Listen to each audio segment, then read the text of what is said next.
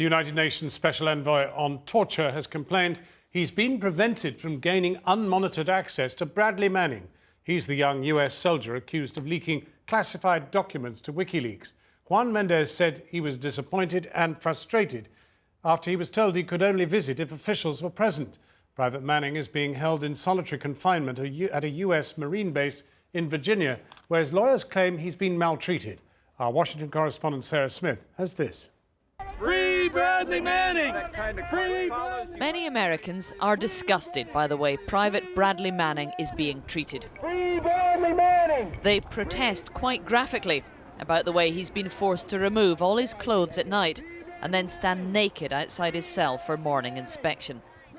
The UN think Manning's treatment might constitute torture, but the American government will not allow the UN's torture investigator to speak to Manning alone.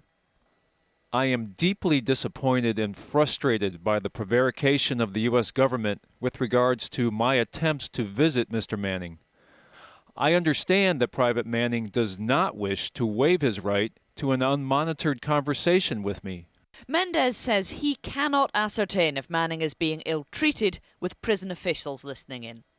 Manning is kept alone in his cell for 23 hours of every day. But the Pentagon insists this is not solitary confinement. He's not in a hole. He's not away from others. He's allowed to have conversations with others on that corridor. The only difference really in how he's being treated than others is outside of his cell. He does not take his meals in the chow hall, but nor do any other maximum security detainees. He doesn't exercise out in the prison yard, but nor do the others. President Obama seems happy to accept the Pentagon's assurances at face value. I have actually asked the Pentagon whether or not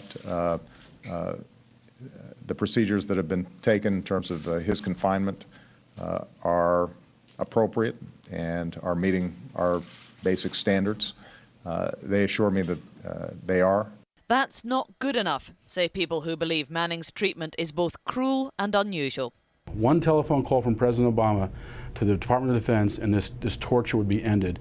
I'd hope that President Obama does the right thing, allows this official visit and forces the Department of Defense to publicly defend why they're treating Manning this way. The information Bradley Manning is accused of leaking hugely embarrassed the United States.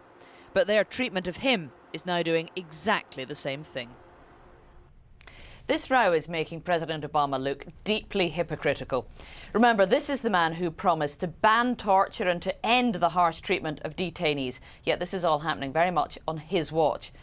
Already one of his top officials has had to resign because he called the treatment of Manning stupid and counterproductive.